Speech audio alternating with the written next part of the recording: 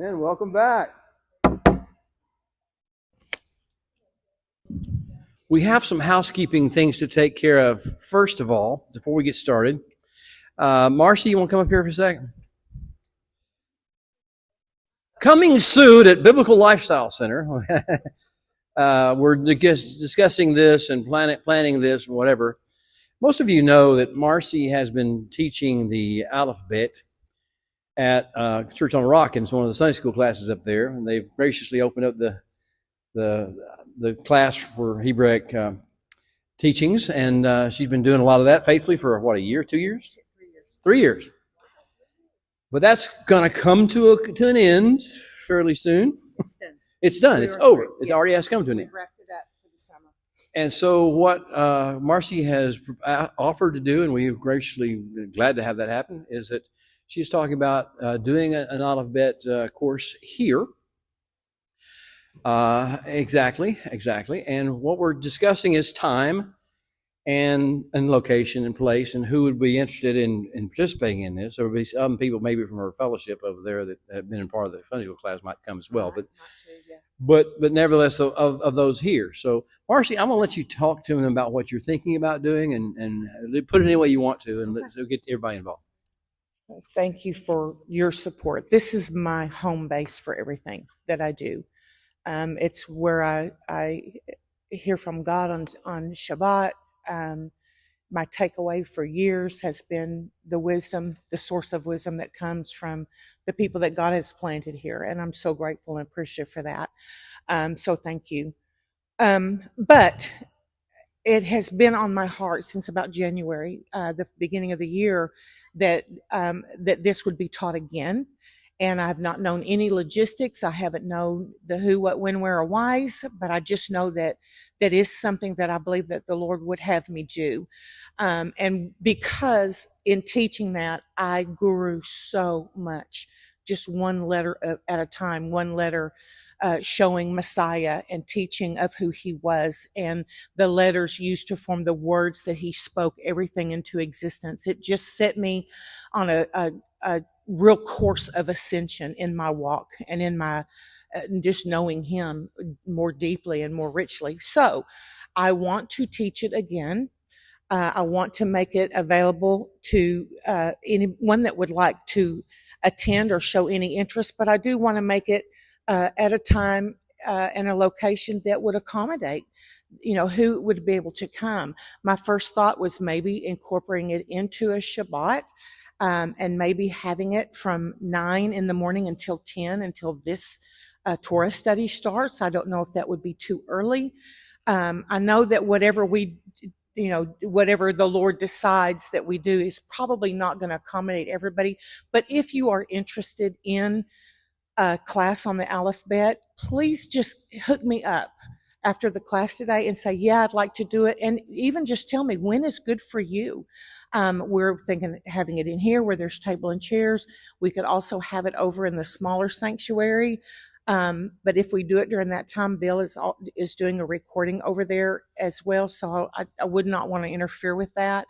I'm just so open to feedback. I believe that God speaks through his people, and I need to hear what God is saying. So whatever you're hearing from the Lord about this, I welcome your contribution to me so much. So with that, let me know if you're interested. Let me know a good time and if this is a good place for you, and then we'll just start developing it from there. Okay? Thanks, Bill. Okay, very good. Now, obviously, I wanted to let Marcy have a chance to speak on that and kind of throw the issue out there. I'm sure most of you haven't ever heard that issue before, that we're going to do this or we're going to offer this. So be thinking about it. It's not set in stone. None of this stuff is set in stone yet. We're in the process of development. That's why we wanted to get it out there to this group, let y'all have your input. Those who would be interested in participating, like Marcia said, 9 to 10 in the morning, it would work perfectly, except for the fact that that's a lot of day because we go to about 1 o'clock usually here. So that's the latter part. So, but be thinking about it and give Marcy the input, and give me the input too, but give Marcy the input if you would. Very good. Also, by way of housekeeping, you may have noticed that Eileen is a busy girl on these second sessions over here. She She has a video camera set up and her phone in there, and there's an extra addition to the microphone that is another mic that is attached to the mic on a mic. And what she does is, for the benefit of those who can't be here, she videotapes and has audio presentation, coordinating with the videotape of the second session, the session on the parables of Messiah, or teachings of Messiah. Parables is just one part of it. So that's available to anyone who wants to see it online on a YouTube channel. The Biblical Lifestyle Center, this is actually what Aline did. She set up a YouTube channel for us on YouTube, youtube.com. And you can go to youtube.com and search Biblical Lifestyle Center. And the only one out there is us, is what she's got out there.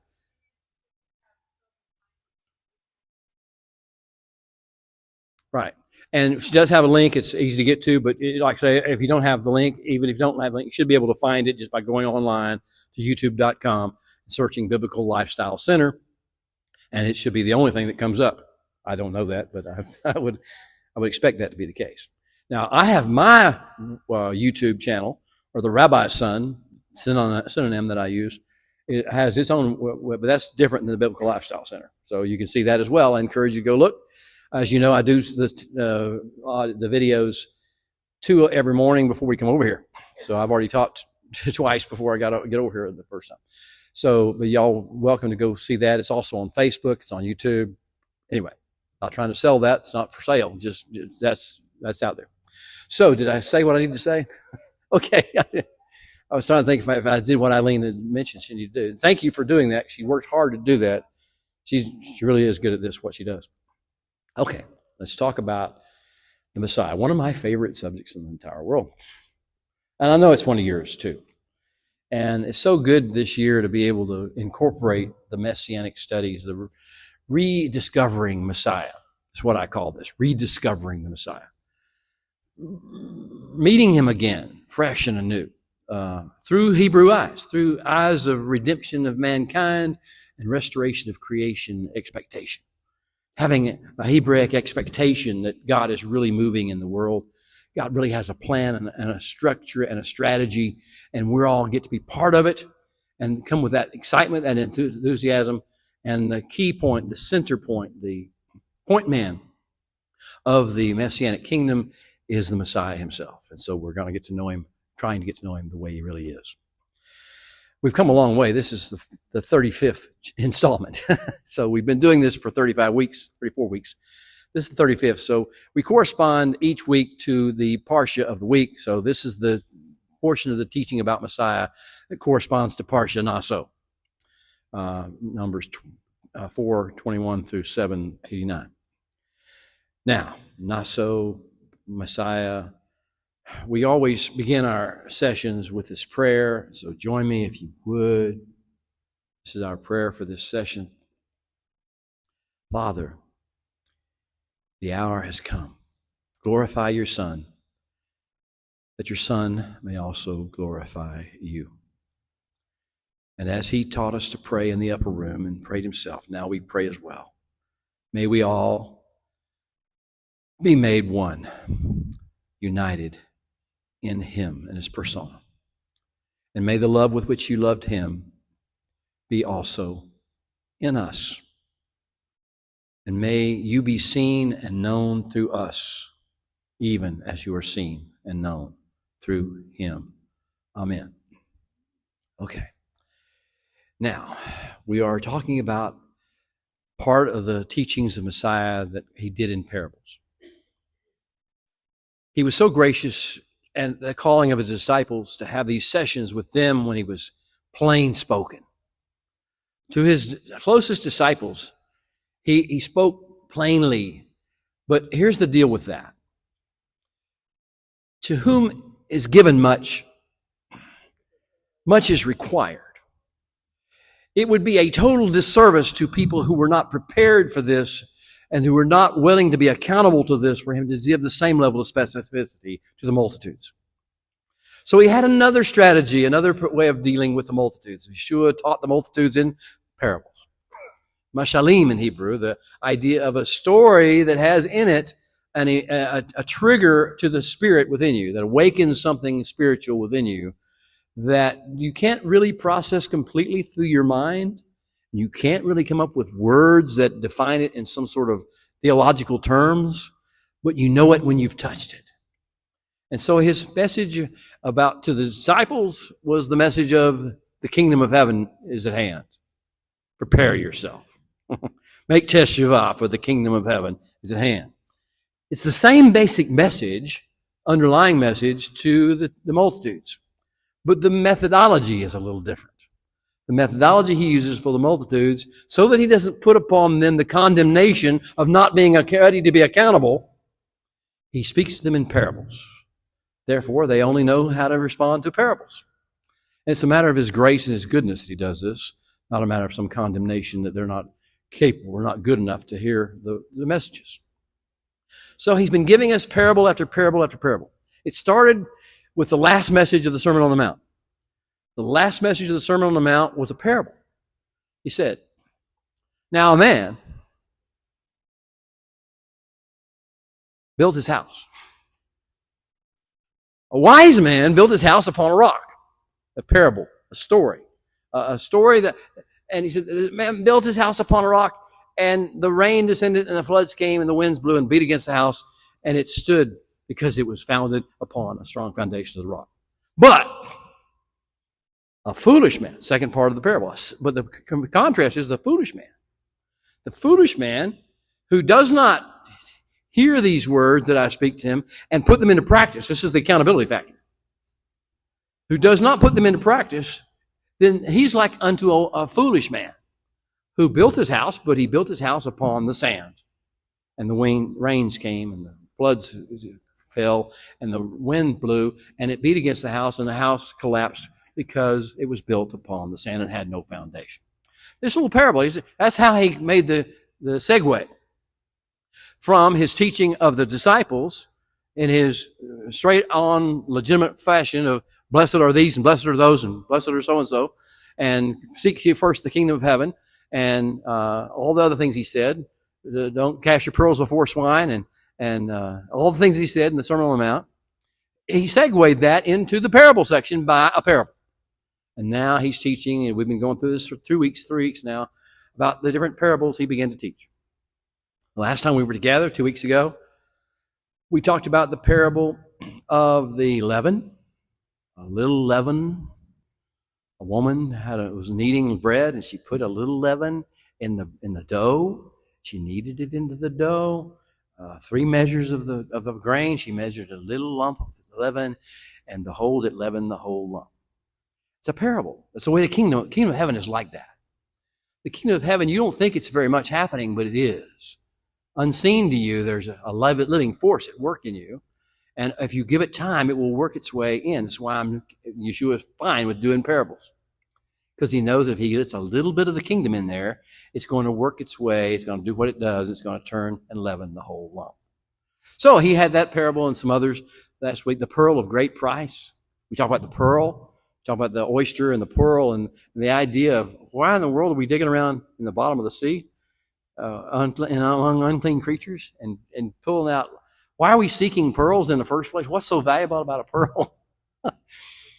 But even in the pearl, you find this great value to the world, and you say, what of that kingdom is valuable to the world? Anyway, we got those different parables going on. This week we got 3 parables. The parable of the dragnet is the first one. The dragnet. I guess we should go ahead and read it. Dragnet. Not the movie, not the TV show from years ago. Let's go and let's be with Messiah for a little while. Let's just be with him for a while and let him talk. I'll use his words. I'll be the one who mouths them. But this is his words. And of course, we got them translated into English because that's what we got. But we're going to be in Matthew 13, 47 and following. 47 through 50. Are you ready? He's going to speak. The kingdom of heaven is like, and that's how he opens these parables. The kingdom of heaven is like. Immediately we should be on the edge of our seats. Something inside of us should quicken. He's going to tell us what the kingdom of heaven is like. This is pretty good stuff. The kingdom of heaven is like a dragnet. Greek word seine, which we get the word seine from. If anybody seine the creek or seine looking for minnows or looking for shad or whatever, you seine, you take a little net, a little screen, and you run it through the water. And if there's minnows in there, you pull up the minnows and you can go fishing. So that's a seine, but this is on a bigger context of what a seine is. Greek word is seine. Hebrew is mikmeret, and it's that which catches things. It just means that which guards and catches, holds things and holds them in place. But anyway, the kingdom of heaven is like a dragnet, but was cast into the sea. Now, what sea are we talking about? Physically, he's talking about the Sea of Galilee, because that's where they were, close to the Sea of Galilee. He says it's like a dragnet that was cast into the sea and then gathered every kind or genus of sea wildlife, which when it was full, when the net was full, they drew it to the shore and they sat down and gathered the good, the tov, into vessels, into containers, and they took the bad and they threw it away. Simple parable, right? Simple parable.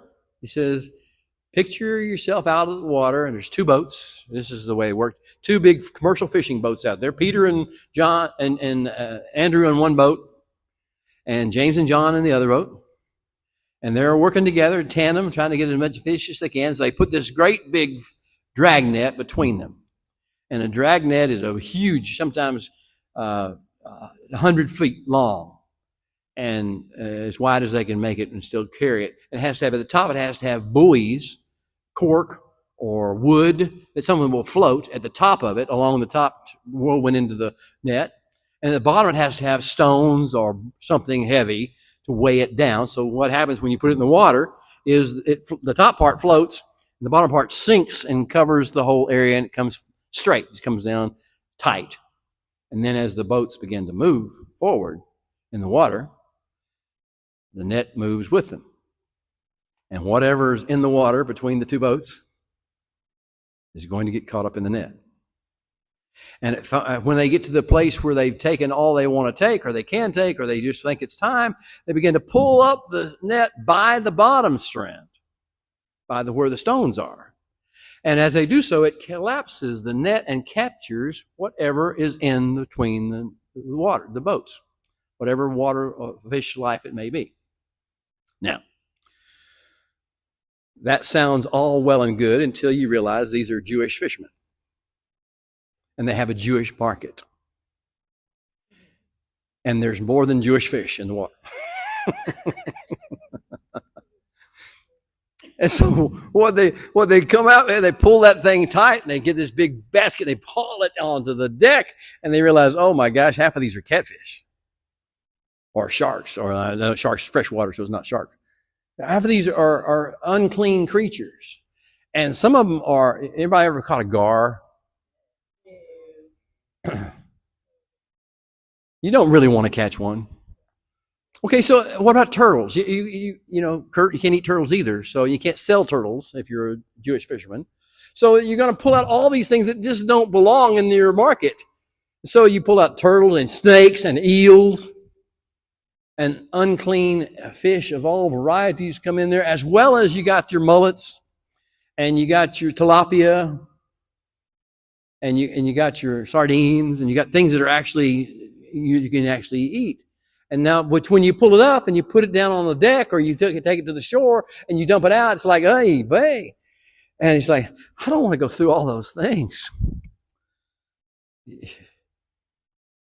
I don't want to go. It takes time and effort. I'm going to have to touch those gar. I'm going to fight with those gar and those eels. And it's really going to be uncomfortable to get this ready for market. So you picture these people going out there and actually sorting them out, and they put the clean fish so that it can actually be taken to market in one set of vessels, in a live well, so to speak, and they keep them alive, or else they prepare them for the people who are going to come to the shore and buy them that day, depending on which group you're talking about. But this is what's going to happen out there. This is this picture. And I mean, if I were, Kepha, Peter, and Andrew, his brother, Andre, his brother, if I were James or Yaakov, his real name, and if I was Johanan, John, if I was these guys and this is my living, I'd know exactly what he was talking about. I did this all my life. I grew up doing this. This is the kind of thing. I understand the work that's involved and the difficulties going on, and the fact that you pull whatever's there, but you can only take what is given to you to take. And the rest of it, you have to find some way to dispose of. You have to separate the good, the tov, from the evil. So he goes on. He says he's not through talking yet. Let's go ahead and finish this conversation. Yeshua says, after he's got our attention, right? And we're thinking about, ooh, that's a big pile of fish or something, sea creatures, water creatures. He says, so it will be at the end of the age. Oh, this is more than just a nice little story about fishing. So it will be at the end of the age. The angels will come forth. And they will separate the wicked from the just. Wait a minute, hold on. I thought we were talking fish. We were. Peter, follow me, and I will make you fishers of men. That's the Father's business. So, if you understand fish are men, human beings, and the net draws all kinds, at all stages and all levels. Some of them are totally unfit and unclean, and some of them are not ripe for eating yet. They're not ready to consume yet. They're too small. They're too old. They're too pregnant. They're too whatever. There's issues going on here. And all coming up here, and it's all people we're talking about. Where suddenly we're realizing this is talking about people. The kingdom of heaven's about people, about the Father's business, drawing people into it. He says, and the angels will come forth and they will separate the wicked from the just. Wait a minute. So he's only giving us two categories. The wicked and the just. The righteous and the evil. Anybody remember, does this sound familiar to any of you? That there's a day of separation between the righteous and the wicked? This whole concept mean anything to anybody? How about Yom Teruah, the day of shofar blasts? The whole liturgy is, there are books open in heaven, right? There are books open in heaven. There's a book of the righteous. And there's a book of the evil, the Rashaim. And then there's another book that was mentioned in the book of the intermediates. They're really not in any place, one or the other. And then you got 10 days to determine whether they belong among the righteous or the just. And that's where you get to Yom Kippur. And so this whole concept that from Judaism, which I'm not trying to sell you necessarily, but you understand this is programmed into the Hebrew mindset. This is a part of the way we perceive the world, is that there is going to be a great division between the just and the unjust, between the wicked and you go back, where did it come from? Is it scriptural? Well, let's go back to what I mentioned earlier, the Psalm 1. Now, we could go back into the Torah. We could find multiple places where Abraham's having conversations with the Holy One, having this ongoing conversation with God that we talked about earlier. And he's saying, if there was a righteous, if there's 5 righteous, 10 righteous, if there's so-and-so. He made that decision, and the Holy One went along with that decision. But let's just go to Psalm 1. Remember what it says. Blessed is the man. And he quantifies what the righteous and the unrighteous are. Blessed is the man who walks not according to the counsel of the ungodly, who doesn't carry those stones and those rocks in their backpack. Blessed is the one who walks not in the counsel of the ungodly, nor stands in the way of sinners. You just can't get away from them. Got to get there where they're behaving, doing what they're doing.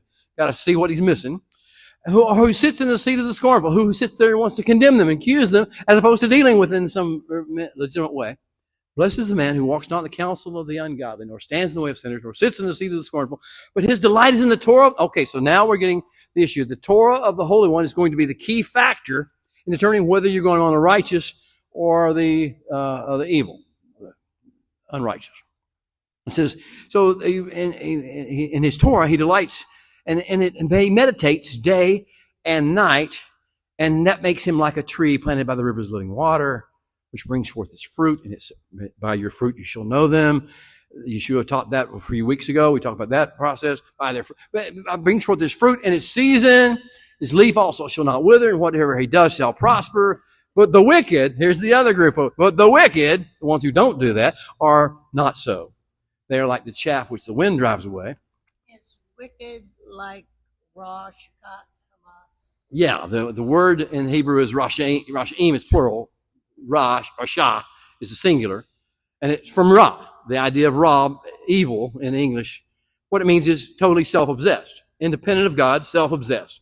It doesn't mean morally bankrupt, although that usually goes along with it. Ra means he is so self-absorbed, self-obsessed, and not following the ways of God because they're self-absorbed, wanting to do his own thing, his own belief system, his own ideas, of right and wrong and good and bad, moral and immoral and righteous and unrighteous, have their own ideas, selfish in this process. So that's Rasha, and Rasha'im is the plural form. And Zadik and Zadikim is the singular and plural form of righteous. And that means that there are like 2x4s that are actually sized 2x4. And they are not got knots in them, and they're not warped. It's a building from the construction term. Sadiq, righteous, means that you can use it in a building and a structure, and it will support the weight. And that's what. Why do you get that? How do you get? I know that is because you see the fruit, and you see that they are meditating in the Torah day and night, and they delight in the ways of the Holy One. So this is the difference between the two groups. It's been very pronounced all through Scripture. Yeshua didn't make it up. He brought it forth into the current day and said, there will be a time, there is a time appointed where there is a great separation between the righteous and the wicked. Most of us in today's world don't even want to think those two categories exist. It's just about what you believe, right? I mean, that's what most of the religion will tell you. It's just about, if you believe this stuff, if you believe these set of 1, 2, 3, 4, 5, 6, 7 doctrines, and you join a church and give a tithe,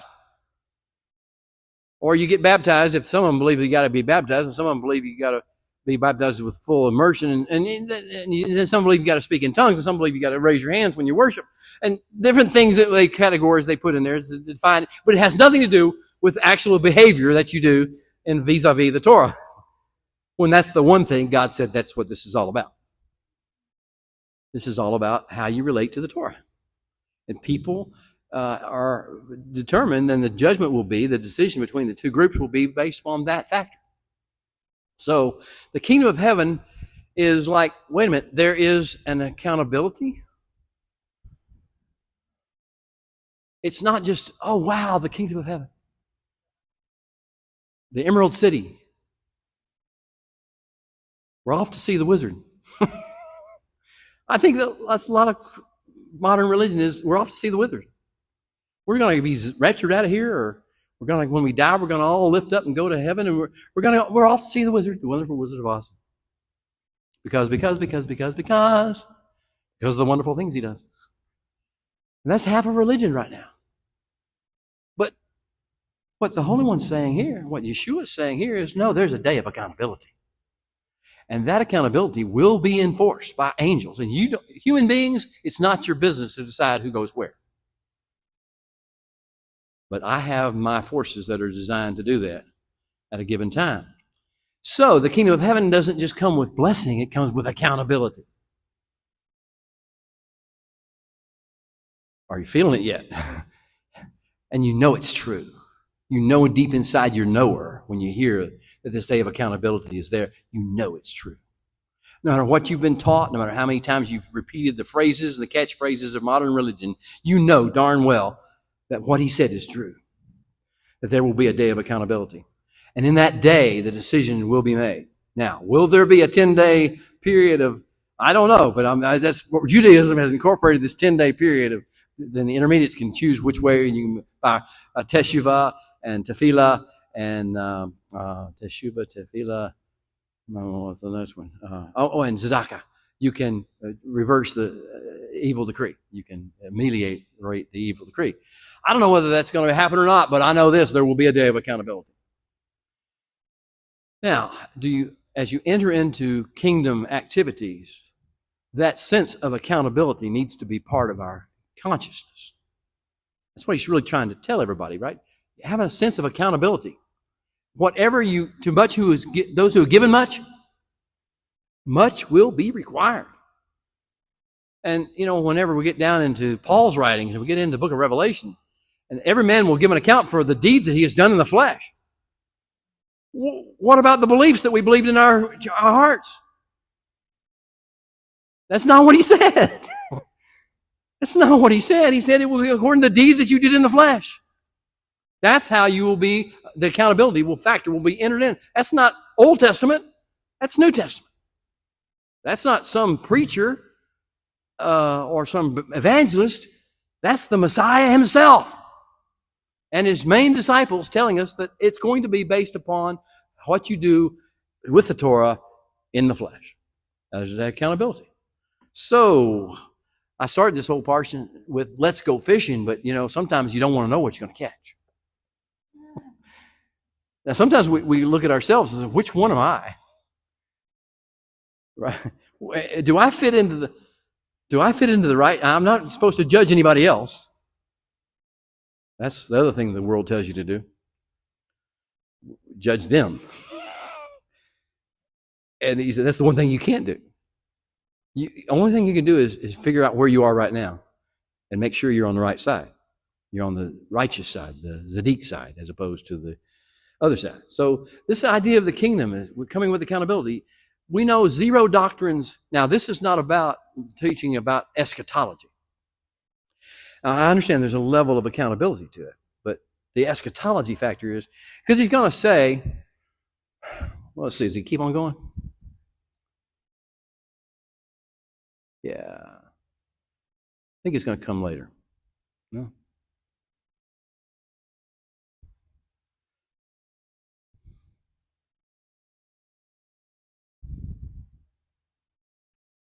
Okay, he keeps on going. He says, so it will be at the end of the age, the angels will come forth and separate the wicked from the just, and will cast them into the furnace of fire. Now, realizing that most people have got an idea of the furnace of fire being some sort of hell, as opposed to what it is in the Hebrew language, which is the Gehenna, which is the trash heap, which is burning all the time because you have to keep it burning to keep it down from being too big. It's actually a physical location outside of Jerusalem in the Valley of Hinnom. That's why they call it Gehenna, the Valley of Gehenna. And it's not some eternal damnation of hell. It's the idea of being cast out, of being isolated, of being refused, and therefore being of no use and being refuse. And then he says, and there will be weeping and gnashing of teeth. So what do these terms mean? He's introducing these terms. Weeping is a passive-aggressive response to feeling trapped, feeling exposed, feeling trapped, feeling powerless to do anything about what you're doing. The picture from the Torah is found in the story of Hagar and Ishmael. In chapter 21, I think it is, Genesis, Hagar has given birth to Ishmael, and now Ishmael has been cast out because of some things. And they run out in the wilderness, and she goes and she's at Beer Lahai Roi, and the well hasn't. And so she's there, and she sees that she's not going to make it to Egypt or wherever she's going to go. On her, and the child's going to die. They're starving, they're dying of thirst. Ishmael's going to die. And so she removes herself from Ishmael. She removes herself from Ishmael, and she sits down, and she realizes she can do nothing to save this child. And she realizes that she's probably guilty. It's probably her fault. And so she weeps. This is where the weeping comes in. The weeping is a sense of helplessness, hopelessness, guilt, and shame. When the separation comes, there will be this sense of this weeping, of realization that there's nothing we can do about it. That in part, it's our fault. We should have known better. We had everything we needed to do something different, but we didn't. And this is the weeping part. But there will not just be weeping, the passive aggressive part. He says there will also be gnashing of teeth. This is one of those interesting terms. Gnashing of teeth, what does it mean? It just means the clenching of the jaw. Clenching. If you, what's a good example? So you're outside and the weeds are growing up in the yard. And you've got a machete in your hand. And you realize some of those weeds are going to require, they've been growing long enough, they've got a stem that big around, and you're going to have to give them quite a chop to be able to knock that weed down and get it out of your garden or out of your yard or whatever the case may be. So you clench your teeth and you tense your body and you strike. Now imagine you've got an enemy, and the enemy is, and you're fighting, and you finally get the opportunity to lay that one blow. That one blow will take care of it. So you clench your teeth and you hit with all your might, and that's the idea of gnashing of teeth. It's not some weird thing that people think about today, and it's just the clenching of the teeth, the sense of, and it's a active aggression. It is the key, this first step to tensing an active aggression. So in other words, there's going to be the sensation of imminent action, imminent power, imminent application of strength is going to take place. It's serious stuff, in other words, but it's not eternal damnation. It's not eternal torment. It's just the fact that the time has come. A sense of the time of judgment has come. Time of separation has come. So here we are. Yeshua is telling this parable, and suddenly I think the room went quiet, right?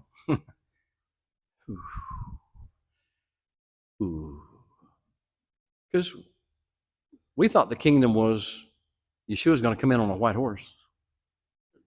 He's going to beat the Romans.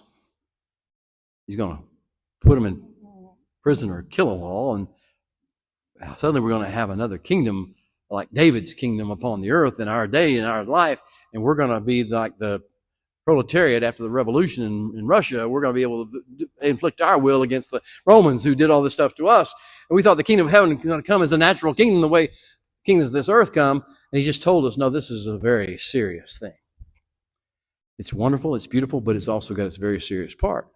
And suddenly, all of a sudden, he's got our attention. So here's the next one. The next one comes from the parable of the celebratory banquet. Now, the context of this is saying, be humble. If you look at the context of this particular parable, and it's going to be found in Luke 14, 16 through 24. Luke 14, 16 through 24. In the context that he tells this parable, he's talking to everybody about humility. He's talking to his disciples about humility. He's talking to anyone who listens about the idea of maintaining humility.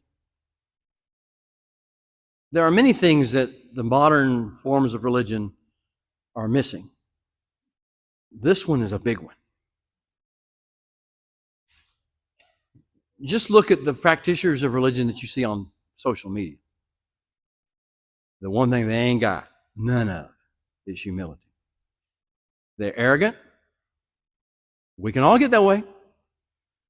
I'm not trying to put myself over. It's the tendency of the human being that goes into religion and gets the pseudo-intellectual mindset here is that we get into ivory towers and we begin to judge everybody else, and we're right and they are wrong. And if they don't kowtow to us and believe what we believe, we're going to let them have it. If they don't accept the feasts, they're pagans. And if they don't accept the Sabbath and rest on the Sabbath, they're evil. Oh, come on. It's not our job. So the issue is, if you're going to do the kingdom stuff, you can't do it with arrogance and pride. That's the ultimate, that's the kryptonite for the kingdom, is arrogance and pride. And boy, is it all over the movements. And let it not be here. Please let it not be here. Let it not be in me. Let it not be in you. The humility is absolutely critical. Now, Yeshua's going to say it. He's going to teach. He says, therefore, whoever exalts himself And boy, do you ever see that on social media, do you? Exalting themselves. Whoever exalts himself will be humbled. This is part of the kingdom. It has to be part of the kingdom. That the Holy One has to know who needs to be humbled. He even told us about this. Remember the thing from Pastor Naso? I talked to you about why we're in the wilderness. Why were we in the wilderness? He had to humble us. He knows who needs to be humbled. And boy, do his people need to be humbled. So it's part of the discipline. It's part of being a child of God. The discipline of God is that he knows when to humble us, and that humbling has got to take place, and we can embrace it, though we don't like it. So he says, he who humbles himself, well, he who exalts himself will be humbled. But the contrast to that is he who humbles himself will be exalted. Why? Not so I can pat him on the back and everybody say, wow, look how exalted he is. Because he will actually serve the purposes of the kingdom. If he's willing to humble himself, he will be able to present the kingdom in its natural, appropriate medium, with his appropriate tone of voice and his appropriate ways. So it's not about you get rewarded for being humble. It's that the kingdom can be, you're righteous. You're the two before that actually fits. Not warped. Not with holes in it. So this is the context of this teaching of this celebratory feast. Here's what he says. Back to Yeshua, back to the Master. I wish we were all there. I wish we could all close our eyes and actually be at the Sea of Galilee there as the multitudes gather around Yeshua. He says, a certain man gave a great supper, a great formal evening banquet. And he invited many. Sounds good so far, right? He invited many, and then it's the time for the supper. He sent out a servant to tell all those who were invited, come. Still sounds good. Come, for all things are now ready. Repent, for the kingdom of heaven is at hand. Come, all things are now ready. And then it turns dark. The story turns a little dark. He says, but they all, of one accord, began to make excuses. And most of us are saying, I would never. What's wrong with those people? I would never make excuses. The word, the sound of the voice of the Holy One, the message, and the messengers coming and saying, do all these things. I would never refuse that. I would never reject that. I would never make excuses. The first said to him, I just bought a piece of property. I got to go check on it. What are you carrying? What's in your saddlebag? Back to Parsha Naso. What are you carrying? What is in your saddlebag? What have you got between me and you?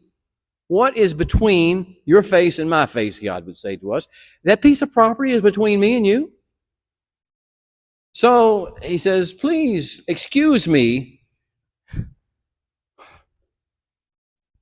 And another one said, well, I just bought 5 yoke of oxen. 5 new cars. I got a Lamborghini. I got a Ferrari. Got a Mercedes. I got an Audi. I got a Chevy, but I got 5 new cars. I got 5 yoke oxen. I got to go drive them, man. I got to go test them all out. I got to do what I got to do, man.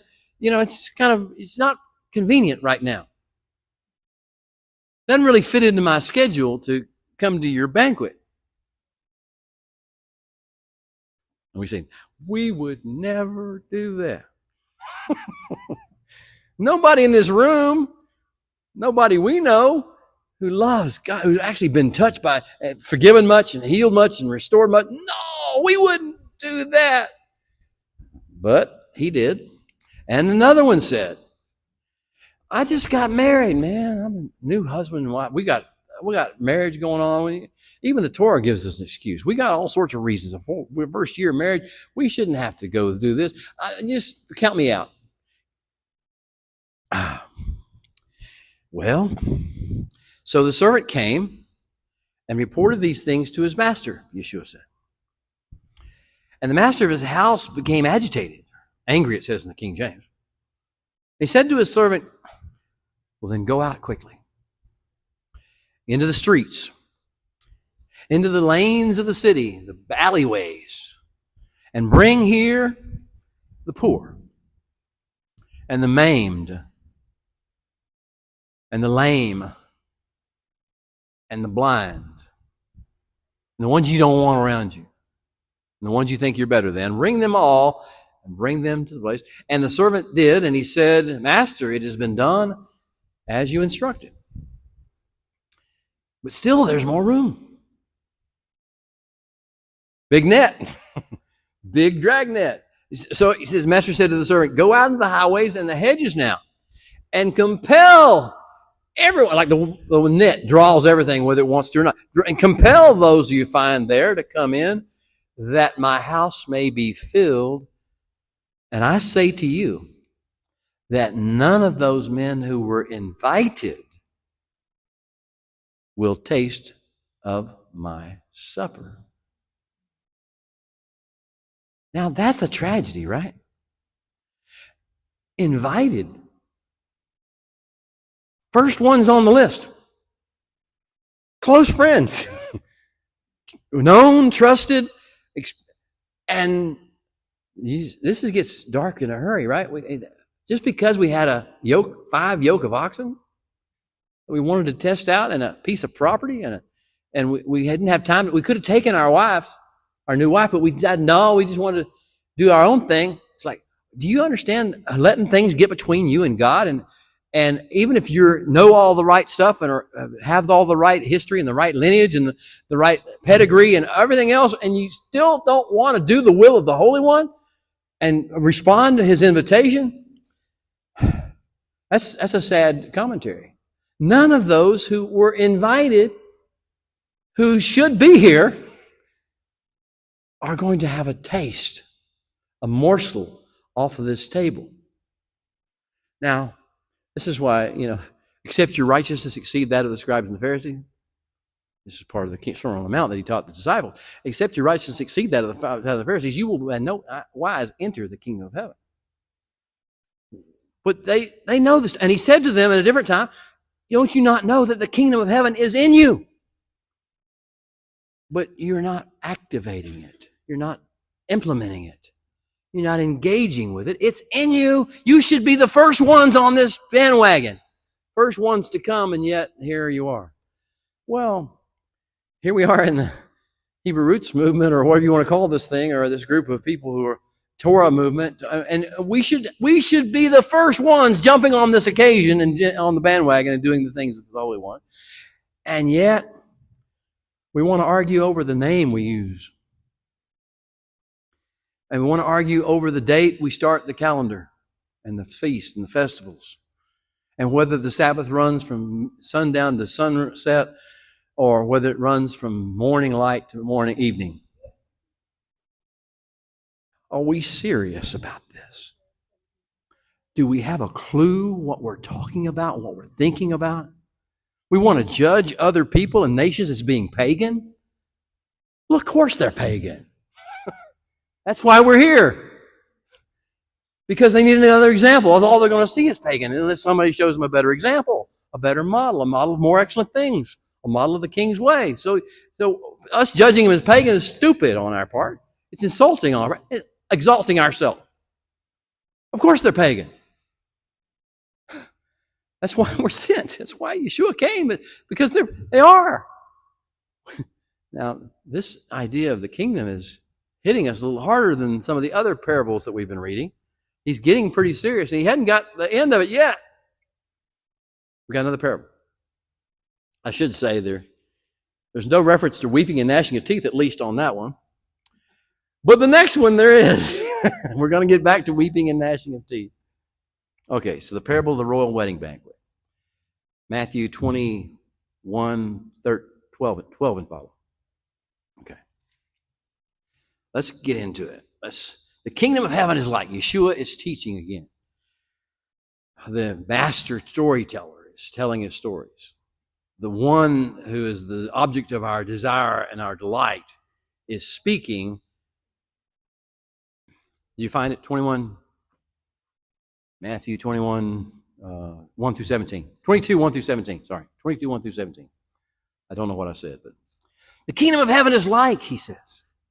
And immediately, again, we should be on the edge of our seats and our spirit should start to rise.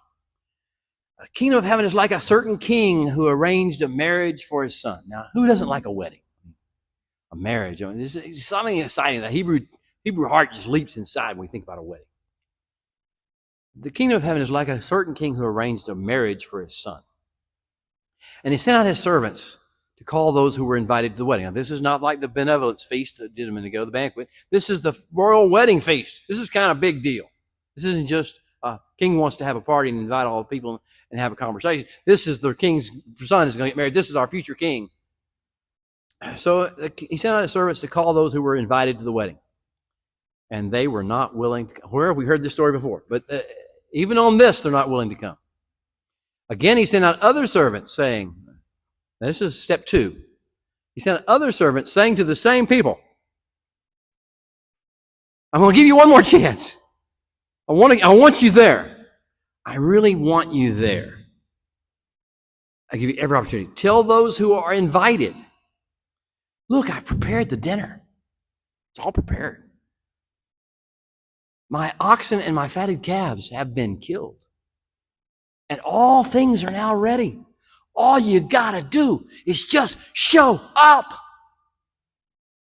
Come to the wedding. And I'm hoping you're hearing that call right now. Come to the wedding. It's your call. It's called to you, call to me. Come to the wedding. It's really important. But they, the invited ones, they made light of it. And each went his way to his own farm, one to his farm, one to his own business. Life, stuff. One to his farm, one to his business.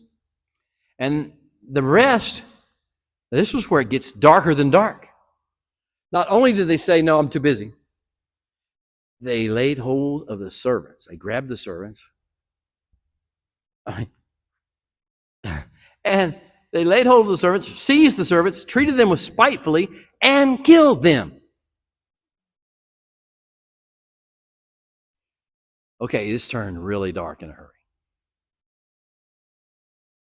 You could say he's talking about John the Baptist, or Isaiah, or Jeremiah, or the prophets of old. Or you could just say he's talking about the fact that this is going to happen over and over again in history and future life. And so he says, then he spitefully used them and killed them. And now when the king heard about it, he became agitated to the highest degree. And he sent out armies. Now, we just changed the whole focus of this story from an invitation and please come. All you got to do is show up to, you killed my servants? I can't have that.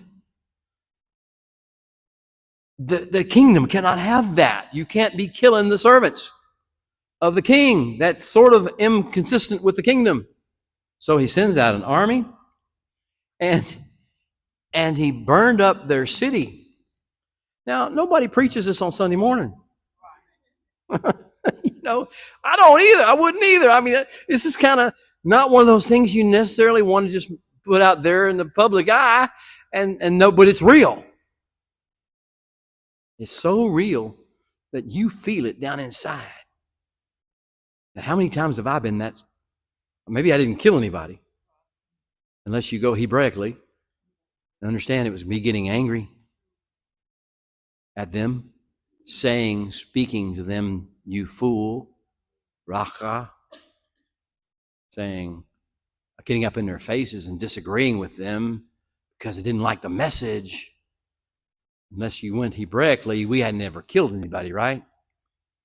Hebraically says it's all the same thing. But he's like, but we probably did turn him down a lot of times when he invited us and said, all you got to do is show up. So we begin to feel this. You don't know how to quantify the kingdom of heaven, but you feel it when you're around it, when you touch it. And when you feel it, and you heard someone talking about it that knows what he's talking about. So he burned up their city. And he said to his servants, the wedding is ready. The wedding is still going to go on. But those who were invited were not worthy. Ouch. Therefore, go into the highways, and as many as you find, invite them to the wedding. And you kind of see this with Yeshua's whole approach to ministry. He didn't spend all of his time hanging around Pharisees and scribes and people in the temple and people. He went to the highways and the byways, and he went to the prostitutes and the tax collectors, and he went to the poor, and he went to the demon possessed. And this is, he says, I'm going to bring as many in the kingdom, give them a chance to come in the kingdom as possible. I'm going to issue the invitation to as many as possible. And, you can be proud all you want to, sit up in your ivory tower and talk about how righteous you are and how much you believe in this sort of thing and do this sort of thing. But unless you're actually out there with me, working where I am, doing what I'm doing, you're not part of the kingdom. So he goes out, servants go out in the highways, gather together all whom they could find, both bad and good. And this is where it gets, I hear people say, if Hitler's in heaven, I don't want to be there. Dude, I mean, come on. I mean, I can feel the feeling behind it, but it's his business. You got no right to claim who can go and who can't go. It's absolutely true, but even if somehow it was, it's not our business. So all this, it goes with arrogance and pride. Once again, back to arrogance and pride and who thinking we are somebody we're not. We have the right to make decisions that we don't have the right to make doctrinal decisions, judgmental decisions, and that's not what we're here on earth for. That's not what the kingdom of heaven is about. So he says, those servants went to the highways and gathered all whom they found, both good and bad, both righteous and wicked. So we're back to this whole righteous division again. But right now, for a moment, they're all together. And what's going to be the criteria as to who stays and who goes? Because not everybody's going to stay. That's the next part of the story. He goes to the next part of the story. He says, but the king came in. Okay, we can all jump in. Our heart can leap a little bit right now. It's okay. The king came in. The king came in. That's a good moment, right? It's a little scary, a little intimidating, but the king came in. This is Yom Kippur. This is Rosh Hashanah. This is things programmed out there. This is the king comes. The king came in. And that's a good thing, except for the fact that it comes with accountability. The king came in to see the guests. He saw a man there who did not have on a wedding garment. This is a parable. There is no wedding garment. There is no physical piece of cloth or material that you're supposed to wear.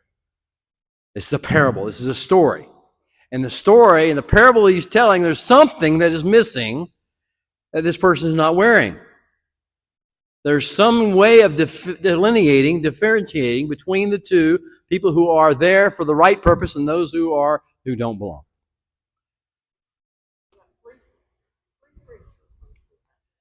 Three scriptures listed by that. Go ahead, Deb. Isaiah 61:10. Isaiah 61:10. Colossians 3:12 through 16, and Revelation 17:7 through 15 are the three scriptures I have listed concerning the wedding clothes. Oh, wow. And you can take time and read those. Right. You want me to read them now? Just read the Revelation 17. Okay. That's good too. I just want to read that. Yeah, okay. Because I was studying that one time, and I go, "Ooh, what is that? What is that? What is that?" Okay, 17. What did I say? 7 through 10.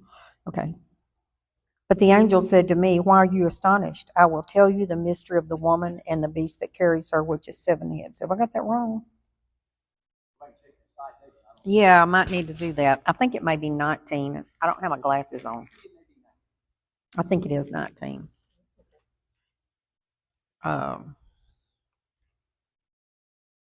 7 through 10. Okay. I can't even see 7. But anyway, Oh, there it is. I don't have my glasses on, y'all. Let us rejoice and be glad and give glory to him, for the wedding of the Lamb has come, and his bride has made herself ready. She was given fine linen to wear, and bright and clean, for the fine linen is the righteous deeds of the Kedoshim. So there you go. I know that was the one we were looking for. Yeah, that's what I want. Finally. I need to get my glasses. There you go. Okay, so they realize there's a symbolic sense here. It's not a piece of cloth that we're talking about. We use that symbolic term of linen, white linen, or the wedding garment, but the idea is, and what are those righteous acts? It's the Torah. It's the instructions of the Torah. These are the righteous acts of the saints. So we have someone comes into the wedding feast because we brought them all invited, right? Everybody comes in. Everybody comes into the feast, but you have to be wearing something that demonstrates you're there for the right purpose and doing the right, and you really belong there. So he says, sir, he asks a question. Friend, he calls him friend. The mercies of God are incredible. I hope you do realize this. I mean, he called Judas friend. He calls this man friend. He calls, and he says, how did you get in here he knew the answer to the question, right? How did you get in here? How did you get in here without a wedding garment? And the man did not respond. He had no comeback. He had no response. He didn't justify himself, defend it. He was in that weeping and gnashing of teeth situation. He had nothing he could do about it. He was exposed. And so the king said to the servants, bind him, hand and foot, take him away, and cast him into outer darkness. Oh, we hadn't heard that term before. We heard a furnace of fire. Now, outer darkness, cast him into outer darkness where there is weeping and gnashing of teeth. Now, if you think about this, it's a parable, it's a story. It's not a doctrinal statement. But if you just think about the idea of, is this hell fire? You think, outer darkness, there is no darkness when there's fire. It can't be talking about eternal fire and flame here. It's not what he's talking about. Because that would be light. And this is outer darkness, utter darkness, or outer darkness. So he's not talking about eternal things. He's saying, you don't belong here. He says, bind him hand and feet, take him away, and cast him into outer darkness. And there can be weeping, the passive aggression, and the gnashing of teeth, the gripping and clenching of the teeth. And he says, for many are called, but few are chosen. One of the most famous words and sayings that Yeshua ever said, he uses this parable of the wedding feast, to tell us this particular short little saying. Many are called, but few are chosen. And choice is according to a criteria. Call is according to humanity. The highways, the byways, the hedgerows.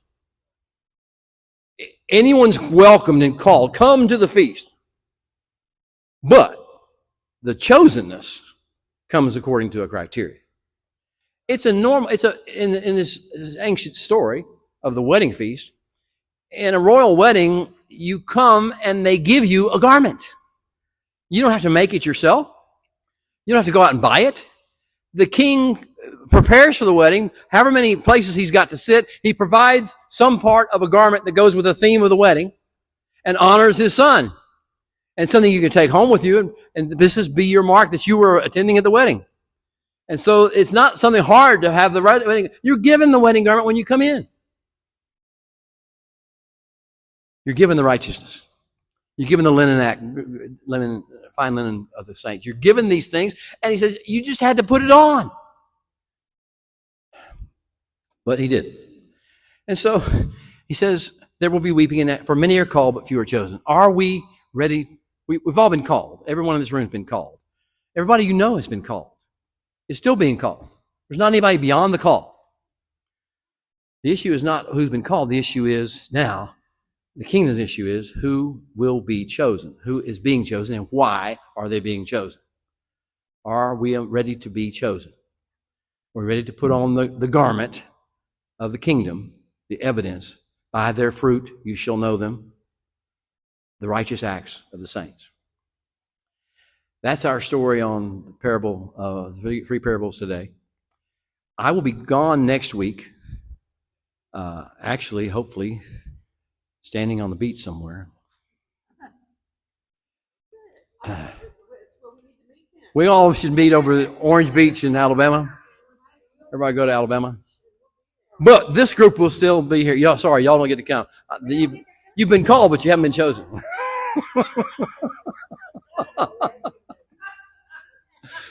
Many are called, but few are chosen.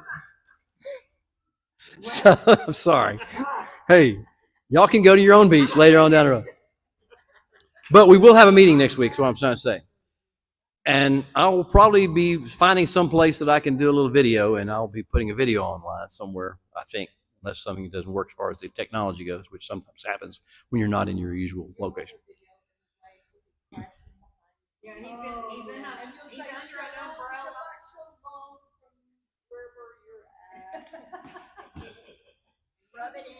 And I'll say, I wish you were here. Yeah, I wish. Ooh, wishing you were here.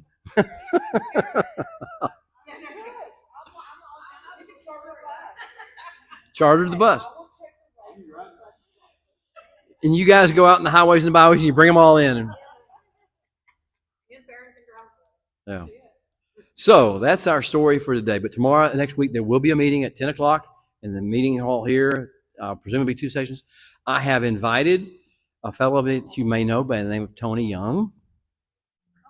If he can come, if he's not on call, he will be leading the group. I've also invited Marcy to come and help and maybe take over if he can't be here or whatever. So she is invited. She's graciously agreed to stand in and fill in for me and probably do much better than I would do in the first place. But anyway, so there will be a meeting next week. Please come. Please support the fellowship in this way by being here present. And it'll be Parsha Halotka, the 36th Parsha. This is the week we will actually leave Sinai in the storyline. The cloud will lift off of the camp of the redeemed at Sinai, and the wind will blow, and the things that we've been taught for the past 11 months at Sinai, we'll have to put into practice and see if it works and see what happens whenever we get there and the sandal touches the sand and the heat gets hot and the thirst builds up and the fear starts to build of what and the mountain and the desert in front of us. And all that will begin to happen next week. So come and enjoy that. Thoughts before? Yes, Marcy. I have a question about today. What my takeaway from the parables today is that Messiah is talking about the kingdom that is here now, not Judgment Day or not eternity. Okay, that's so. With that said, what does those that have been invited that are not worthy, that are in Gehenna now, that are in the fiery furnace now, that are gnashing their teeth, that are weeping, that are cast into utter darkness? What does that look like now? What is that a picture of now? Somebody that is in that place, what is that experience for them now? If it's not hell in the future, what does that look like now for that person? And I'm not trying to take away anybody's belief about hell or heaven. This is just not what we're talking about here.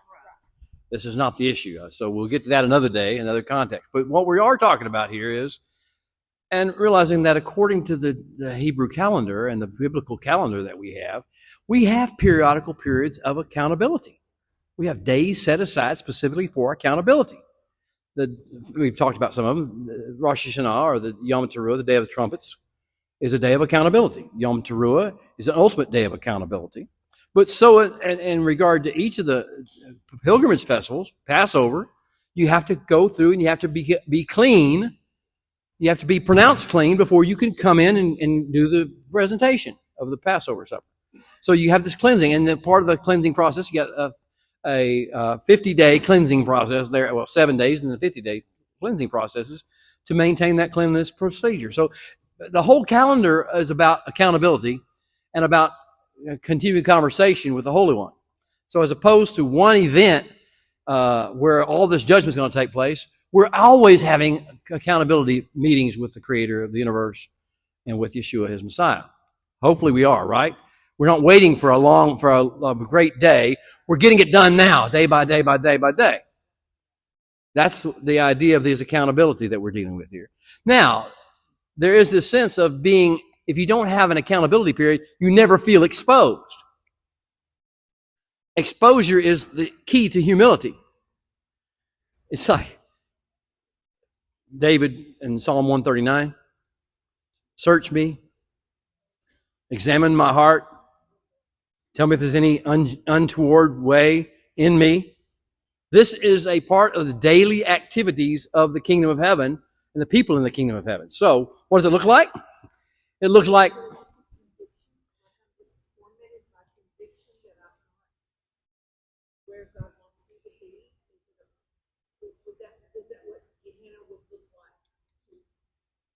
there's a sense, and again, one of the things I always say, or maybe not these exact words, is that one of the stones that we carry that have been placed in our backpacks, those heavy things that weigh against us and pull against our chest, that stone that somebody stuck in our backpack, is a lot of this English language that we use. Conviction, for instance, is one of those words. We could talk about salvation. We could talk about deliverance. All these different English words that we've thrown in there, and now they become real to us. But that's not really what was said. It's kind of like people say, like in science or psychology, they talk about dopamine.